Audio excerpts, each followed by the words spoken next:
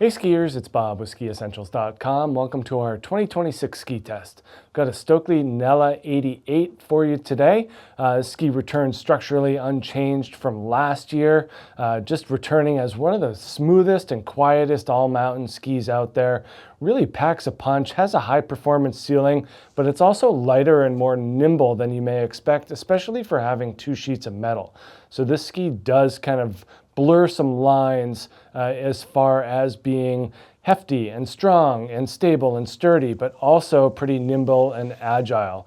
Lots of great edge grip in this ski, full sidewall construction, so there's definitely a high-end component here, but it just feels more approachable than some other skis with two sheets of metal out there, especially ones that are a little bit heavier and stiffer.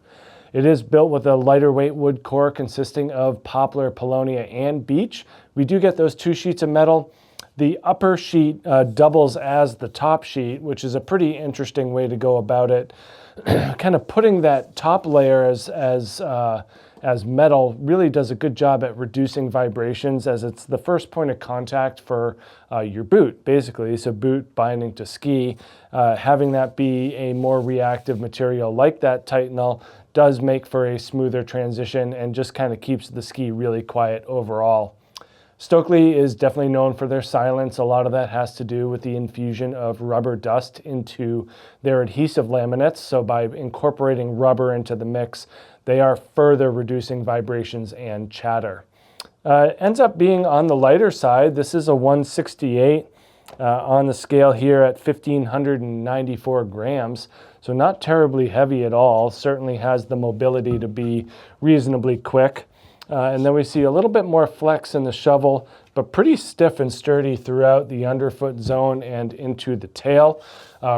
Solid aluminum metal insert into the tail there just adds another layer of sturdiness and power to the mix.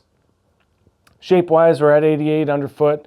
That is right in the sweet spot for true all-mountain skiing. I do think that this overall shape and style puts it more on the groomer or front side of that spectrum, that all-mountain spectrum, because it is pretty traditionally shaped. Stockli as a company is really known for that. The widest ski they make is 102 millimeters underfoot, and it's still very directional oriented. So it's pretty clear that as a company, their emphasis is on more front side carving performance. So long camber profile here underfoot. You know, they call it a tip rocker profile, but you know, I don't see a whole lot of it. And then taper wise, you know, it's rounded, but it's not like there's a whole lot of early taper going on here. And then the tail is very businesslike. We do have that metal, that flat look, not a lot of taper or rocker to speak of. It's really just more dense and solid back there in the tail.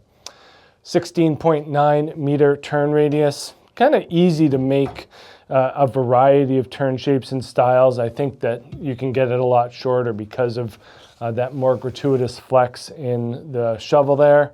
And it does allow for kind of, you know, easier turning, that longer turn radius in bumps or trees or anything that's kind of off-piste. Just having that longer turn radius doesn't hook or lock you into a turn as much. So for anything softer, it's pretty amenable to those types of conditions and terrain. We do have some tester feedback here as well on the Nela 88 Ali Rushp. It's smooth to ski and not overly powerful. I wish I had tried the longer length, as I was unable to get the stability I wanted at higher speeds. It is best for resort skiing, mixed conditions from groomers to a little powder.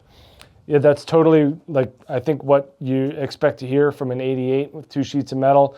Powerful, versatile, stable, all of those things. And then you put that Stockli level of quality to it, and it just really makes this Nela 88 a really special ski. So that's it. Make sure to check out this Stockli Nela 88 here at SkiEssentials.com, and we will see you out there on the hill. Bye.